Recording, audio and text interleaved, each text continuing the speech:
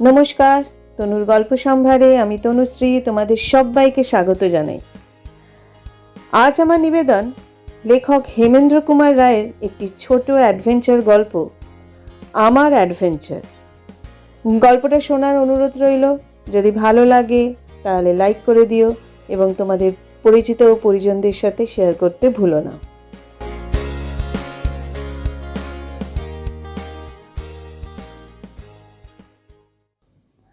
অন্য চিন্তা চমৎকার কিনা জানি না, কারণ বাবা পরলোকে গিয়েছেন ব্যাংকের টাকা ইয়োলোকে রেখে। কাজেই কাজের মধ্যে দুই, খাই আর শুই। ওরই মধ্যে একটুখানি ফাঁক পেলেই তাস দাবা খেলি আর পরচর্চা করি। জীবনটা কি একঘেয়েই না লাগছে। তিতি বিরক্ত হয়ে স্থির করলুম এইবারে দু একটা অ্যাডভেঞ্চারের খোঁজে বেরিয়ে পড়ব। কিন্তু আমার উপযোগী অ্যাডভেঞ্চার কই? গায়ে জোর নেই। পথে ঘাটে কাবুলিওয়ালার সঙ্গে হাতাহাতি বা ফুটবলের মাঠে গোড়ার সঙ্গে গুতোগুতি করা আমার পক্ষে অসম্ভব। এমন সাহস নেই যে উড়োজাহাজে চড়ে অন্য কারোর রেকর্ড ভাঙব। এমনকি আমি ব্যাডমিন্টন বা টেবিল টেনিস পর্যন্ত খেলতে পারি না। ছেলেবেলায় মার্বেল, গুলি ডান্ডা আর হাডুডুডু খেলেছিলাম বটে, কিন্তু সে সবকে তোমরা তো কেউই অ্যাডভেঞ্চার বলে মানতে রাজি হবে না। কিন্তু আমার বুদ্ধি আছে বলে আমি বিশ্বাস করি, কেবল সুবুদ্ধি নয়, দুষ্টু বুদ্ধিও। অতএব নিজের বুদ্ধির আশ্রয় নিয়ে আমি একটা নতুন অ্যাডভেঞ্চারের পথ আবিষ্কার করে ফেললাম। অর্থবলের সঙ্গে বুদ্ধিবল থাকলে অ্যাডভেঞ্চারের ভাবনা কি? সেদিন রাঁচি ফার্স্ট প্যাসেঞ্জার হাওড়া থেকে খড়গপুরে যেতে পুরো আধ ঘন্টা লেট হয়ে গিয়েছিল। কেন? তোমরা কি কেউ সেই খবর রাখো? হাওড়া থেকে ট্রেনের একখানা ফার্স্ট ক্লাস কামরায় ঢুকে দেখি গাড়ির ভেতরে যাত্রী আছেন খালি আর একটি ভদ্রলোক। চেহারা দেখলেই মনে হয় যেন একটি পেট মোটা গ্ল্যাডস্টোন ব্যাগ। নিজের আসনে বসে খানিকক্ষণ স্টেশনের ভিড় দেখলুম, তারপর ফিরে কামরার ভদ্রলোকটিকে ডেকে শুধালুম মশাইয়ের কোথায় যাওয়া হচ্ছে। ভদ্রলোক তার শিকারী বিড়ালের মতো গোফে তা দিতে দিতে বললেন, রাঁচি। হাওয়া? না, সেখানে আমার জমিদারি আছে। মশাই, তাহলে আপনি জমিদার? ভদ্রলোক আমার দিকে মস্ত বড় গোল গাল মুখখানা ফিরিয়ে গোফের আড়ালে হাসলেন কি দাঁত খিঁচলেন স্পষ্ট বোঝা গেল না। আমি মুখ তুলে কমিউনিকেশন কর্ডের দিকে তাকালুম। ওখানে লেখা রয়েছে অকারণে ওই কর্ড বা শিকল ধরে টানলে 50 টাকা জরিমানা হবে। পথে হঠাৎ কোনো বিপদ হলে ওই কর্ড বা শিকল ধরে টানলে চলন্ত ট্রেন তখনই থেমে যায়। ট্রেন তখন হাওড়া ছেড়ে মাঠের ভেতর দিয়ে গ্রামের পর গ্রামের পাশ দিয়ে দৌড়তে শুরু করেছে ঊর্ধ্বশ্বাসে। খানিকক্ষণ চুপচাপ বাইরের দৃশ্য দেখল, কিন্তু সেখানে অ্যাডভেঞ্চারের গন্ধ না পেয়ে বিরক্ত হয়ে উঠে দাঁড়ালুম এবং কমিউনিকেশন কর্ড ধরে মারলুম এক জোর টান। গোফে তা দেয়া শেষ করে জমিদার তখন ঘুমোবার চেষ্টায় ছিলেন, কিন্তু পার দেখে তিনি চমকে আশ্চর্য স্বরে বললেন, করেন কি? আর করেন কি? দেখতে দেখতে মাঠের মধ্যিখানে ট্রেন দাঁড়িয়ে পড়ল। জানলা দিয়ে মুখ বাড়িয়ে দেখলুম গার্ড সাহেব হন্তদন্ত হয়ে ছুটে আসছে। আমি একগাল হেসে বললুম, গুড ইভিনিং গার্ড। কর ধরে কে টেনেছে? আমি। কেন? কামরায় কেউ খুন হয়েছে? না। কামরায় হঠাৎ কারোর অসুখ করেছে? আচ্ছা গার্ড, আজ কেমন সুন্দর চাঁদ উঠেছে বলো দেখি। গার্ড প্রথমটা হতভম্ব হয়ে গেল, তারপর একবার তীক্ষ্ণ দৃষ্টিতে আমার মুখের পানের দিকে তাকিয়ে বলল, ও তাই নাকি? কতটা মদ খাওয়া হয়েছে? মদ? চাঁদ দেখা আর মদ খাওয়া এক কথা নাকি? বাজে কথা রাখো। কর ধরে টেনেছ কেন বলো? শখ হয়েছে তাই টেনেছি। এই শখের দাম 50 টাকা তো? আমি দাম দিতে রাজি আছি। দামটা কি এখনই নেবে? আচ্ছা, খড়গপুরে পৌঁছে সেটা দেখা যাবে। আপাতত তোমার নাম আর ঠিকানা দাও। নাম আর ঠিকানা নিয়ে গার্ড গজগজ করতে করতে চলে গেল। ট্রেন আবার ছুটল। আর চোখে চেয়ে দেখলুম জমিদারের শিকারী গোপজোড়া কি এক ভয়ে কাবু হয়ে ঝুলে পড়েছে। আমি আবার কমিউনিকেশন কার্ডের দিকে স্থির চোখে তাকিয়ে রইল। জমিদার ত্রস্ত স্বরে বললেন, ও কি মশাই, আপনি ওদিকে তাকিয়ে আছেন কেন? শিকল ধরে ফের টান মারবেন নাকি? আমি হাসি মুখে বললুম, বোধহয় আর একবার টান মারব। জমিদার তাড়াতাড়ি উঠে অনেক দূরে গিয়ে আড়ষ্টভাবে বসে পড়লেন। তারপরে যেই আন্দুল স্টেশনে গাড়ি থামলো, তিনি শশব্যস্ত হয়ে নিজের ব্যাগটা তুলে নিয়ে কামরা ছেড়ে নেমে গেলেন। আমি বললুম, কি মশাই, এই না বললেন আপনি রাঁচি যাচ্ছেন? জমিদার আমার দিকে কি একটা ভীত দৃষ্টি নিক্ষেপ করেই দৌড় মারলেন। বোধহয় তিনি অন্য কামরায় গিয়ে উঠলেন। বোধহয় তিনি আমাকে বদ্ধ পাগল ভাবলেন। গাড়ি ছাড়লো। অনেকক্ষণ ধরে কবিত্বের চর্চা করলো। অর্থাৎ দেখতে লাগলুম ধুধু মাঠ, ঝোপঝাপ, গাছপালা আর ঘুমন্ত গ্রামের ওপরে চাঁদের আলোর কল্পনা। চাঁদের বাহার দেখে শিয়ালরা হুক্কা হুয়া গান গেয়ে উঠল। কিন্তু বেশি কবিত্ব আমার ধাতে সয় না। আমি চাই অ্যাডভেঞ্চার। অতএব গাত্রোত্থান করে আবার কট ধরে দিলুম জোরে এক টান। আবার গাড়ি থামল। অবিলম্বে গার্ডের পুনরাবির্ভাব। এবারে তার অগ্নিমূর্তি হুমকি দিয়ে বললে, মাতলামি করার জায়গা পাওনি? জানো, তোমাকে আমি গাড়ি থেকে নামিয়ে দেব। আমি পরম শান্তভাবেই বললুম, জানো না আমি জীবনে কখনো মদ খাইনি। জানো আমি ফার্স্ট ক্লাস প্যাসেঞ্জার। জানো আমাকে অপমান করেছে বলে আমি তোমার নামে রিপোর্ট করব। তোমার যা খুশি করো বাবু, কিন্তু কেন তুমি আবার কর ধরে টেনেছো? এবারেও কি শখ হয়েছে? না, এবারে শখ নয়, এবারে আমার ঘড়িটা বন্ধ হয়ে গেছে। তোমার ঘড়ির সঙ্গে সেটাকে মিলিয়ে নিতে চাই।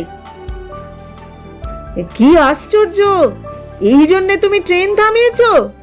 দুবারে তোমাকে 100 টাকা জরিমানা দিতে হবে। এরপরে আবার কট ধরে টানলে ট্রেন আর থামবে না। রাত্রে যদি আমি ঘুমিয়ে দুঃস্বপ্ন দেখি, তাহলেও ট্রেন থামবে না?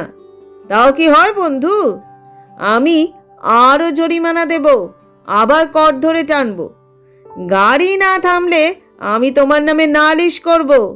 আইন না মানলে তোমার শাস্তি হবে, বুঝেছো? যাও, আর আমায় বাজে বকিও না। গার্ড ফিরে যেতে যেতে হঠাৎ কি ভেবে দাঁড়িয়ে পড়ল।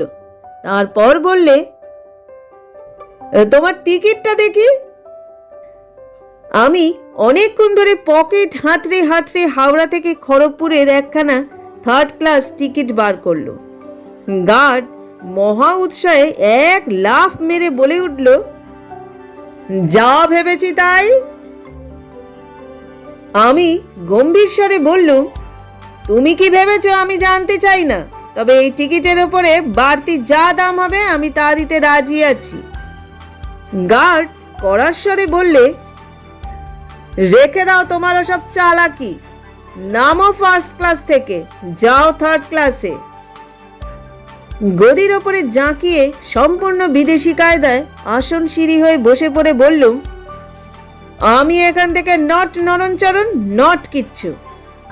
বাবা, আমিও আইন জানি, তুমি এখান থেকে আমাকে তাড়াতে পারবে না। গার্ড রুদ্ধস্বরে বললে, আচ্ছা, পরের স্টেশনেই দেখো তোমার কি অবস্থা হয়।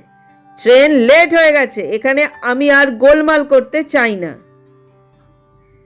আমি 2 হস্তে 2 বৃদ্ধাঙ্গুষ্ঠ দেখিয়ে বললুম, তুমি আমার কলা করবে।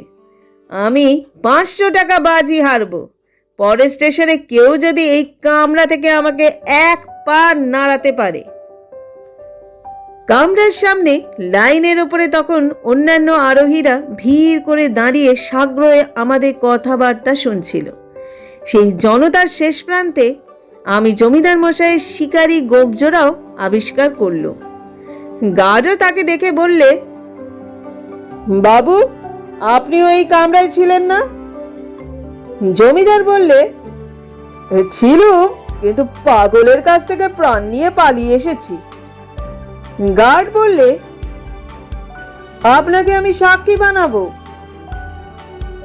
আমি বললুম, জমিদার মশাই, আমরা দুইজনই সহযাত্রী ছিলাম, আপনি আমার সাক্ষী। শিকারী গোপজোড়া আবার ঝুলে পড়ল। নিজের মোটা দেহ নিয়ে হাঁস ফাঁস করতে করতে জমিদার অদৃশ্য হয়ে গেলেন তৎক্ষণাৎ। গার্ড বললে, তুমি আমার সাক্ষী ভাঙাবার চেষ্টা করছো? বহুত আচ্ছা, পরের স্টেশনেই তোমার সঙ্গে আবার আমার দেখা হবে। আমি হো হো করে হেসে বললুম, আমি প্রস্তুত হয়ে রইলুম। তোমার মতন 10-20টা গার্ডকে আমি ট্যাকে পড়তে পারি। বাছাধন, পরের স্টেশনে খালি তুমি কেন, সমস্ত রেল কোম্পানিকে আমি অভ্যর্থনা করতে রাজি আছি। রাগে ফুলতে ফুলতে জনতা সরিয়ে গার্ড নিশান নেড়ে সিগন্যাল দিলে গাড়ি আবার চলল। আবার খানিকক্ষণ ধরে চুপচাপ বসে বসে দেখতে লাগলো। গাছের ওপরে চাঁদের রূপলি আলো আর গাছের নিচে কালো অন্ধকার। মাঠে মাঝে মাঝে পুকুরের জল চকচক করছে। একবার কমিউনিকেশন কর্ডের দিকে দৃষ্টিপাত করলো, কিন্তু তাকে নিয়ে তৃতীয়বার টানাটানি করতে ভরসা হলো না। পরের স্টেশন হচ্ছে উলুবেড়িয়া। ট্রেন স্টেশনের ভেতরে ঢুকলো। খানিক পরে গার্ড এলো, স্টেশন মাস্টার এবং আরো জন কয়েক লোককে সঙ্গে নিয়ে। স্টেশন মাস্টার আমাকে ডেকে হুকুম দিলে, গাড়ি থেকে তুমি নেমে এসো, তোমার টিকিট দেখাও। বললুম, গাড়ি থেকে না নেমেই আমি টিকিট দেখাতে পারি? এই দেখো, বসেই ফাঁস করে একখানা ফার্স্ট ক্লাস টিকিট বার করে ফেললুম। দুই চক্ষু ছানা বড়ার মতো বিস্ফারিত করে গার্ড খানিকক্ষণ স্তম্ভিত হয়ে রইল। তারপর বিস্মিত স্বরে বললে, একটু আগে ওই বাবু আমাকে থার্ড ক্লাস টিকিট দেখিয়েছে। বললুম, হতে পারে, আমি 2 রকম টিকিট কিনেছি। খুশি হলে আমি 4 রকম টিকিটও কিনতে পারি, কিন্তু সেটা বেআইনিও নয়, আর সেজন্যে তোমাদের মুখ মারাও সইতে রাজি নই। যাও, এখান থেকে সরে পড়ো। স্টেশন মাস্টার গলাটা যত সম্ভব ভারীকে করে তুলে বললে, কর ধরে টেনে তুমি 2বার ট্রেন থামিয়েছ। হ্যাঁ, এই নাও দাম, বলেই একখানা 100 টাকার নোট বার করে ফেলে দিল। স্টেশন মাস্টার বললে, এই যাত্রা তোমাকে ছেড়ে দিল, কিন্তু ভবিষ্যতে এমন কাজ আর করো না। অদূরে আবার দেখা দিয়েছে সেই শিকারী গোফজোড়া। গোফের মালিককে সম্বোধন করে বললুম, আসুন জমিদার বাবু, আবার এই এক কামরায় এসে উঠুন, আপনার আর কোনো ভয় নেই। অদূরে আবার দেখা দিয়েছে সেই শিকারী গোফজোড়া। গোপের মালিককে সম্বোধন করে বললুম, আসুন জমিদার বাবু, আবার এই এক কামরায় এসে উঠুন, আপনার আর কোনো ভয় নেই। কিন্তু আমার পাগলামি সম্বন্ধে তার সন্দেহ এখন বোধহয় দ্বিগুণ হয়ে উঠেছে। গোফের সঙ্গে তার মুখখানা আবার সাঁত করে কোথায় মিলিয়ে গেল। আমার কিছু টাকা খরচ হলো বটে, কিন্তু এই অ্যাডভেঞ্চারটা তোমাদের কেমন লাগলো?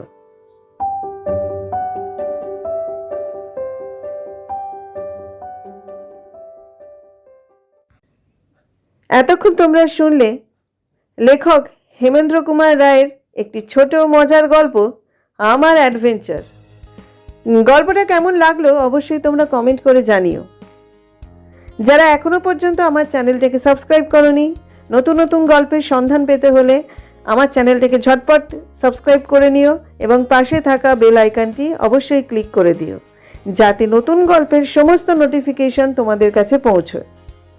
আজকের মতো বিদায় নিচ্ছি, খুব শিগগিরই ফিরবো অন্য আরেকটা নতুন গল্প নিয়ে। সবাই ভালো থেকো, সুস্থ থেকো এবং অবশ্যই সাবধানে থেকো।